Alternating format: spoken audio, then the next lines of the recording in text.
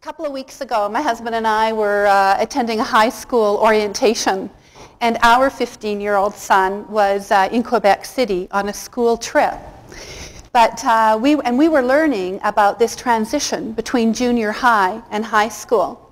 Now, how many of you have already gone through that with your kids? The kids have transitioned into high school.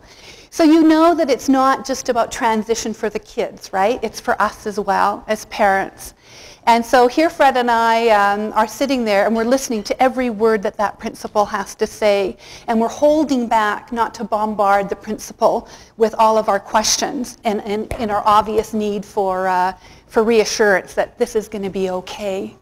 Now, I'm not wanting to hold our son back. I never did. I always look forward to the next stage. But when you hear that he's going to be one out of 1,100 kids, and you hear about the prevalence and availability of drugs in high schools today, and then they tell you that these kids have more freedom in school, well, I was just a little bit concerned, to say the least.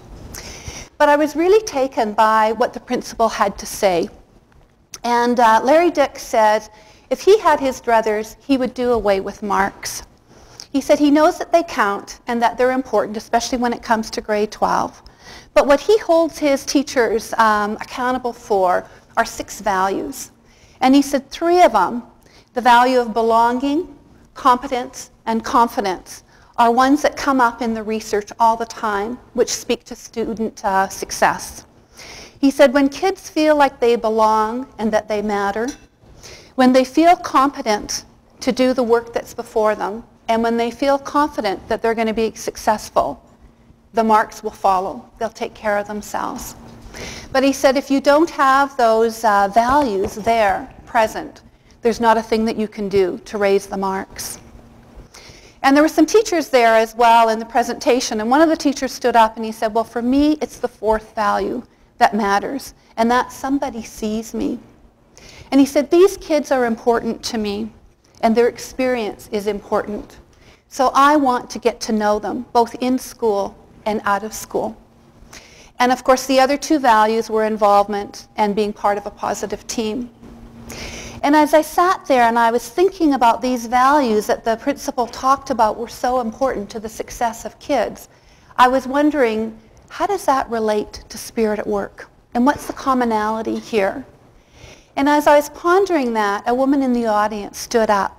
She was about 40, and she asked in a quiet voice, is it okay if I say something? And she said to the principal, you may not recognize me because it's been a long time since you taught me grade 10. We were living in Germany and we attended high school on the armed forces on the bases, and you taught me grade 10. And she said, you know those values that you talk about? Competence, confidence, belonging, somebody see me? You know those values that you say are so important to success? Well, I experienced that with you as a teacher, and I just wanted to say thank you. And she said, I feel way more confident now than I ever did, and I feel so good about myself, and that's because of you. Well, she looked at us parents, and she said, for you parents choosing a school, you don't know how lucky you are to be bringing your child to this school with this man as a principal. Well, the principal was just full of emotion. You know, he was just holding it back, and he went into the crowd. He gave her a hug. And as we're all basking in the glow, I thought, he couldn't have paid for better advertising if he tried, right? But I realized then that this man had spirit at work.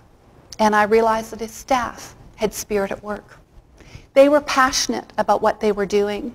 They cared about the kids that attended their school, and they were making a difference for those kids. And then I realized not only did he have spirit at work, he was creating the conditions in his organization to foster spirit at work. And the kids, as a result, got to have a positive high school experience. Like the principal, you are in a very powerful position to create your own spirit at work. And many of you are in leadership positions, and you're able to do that for your staff as well.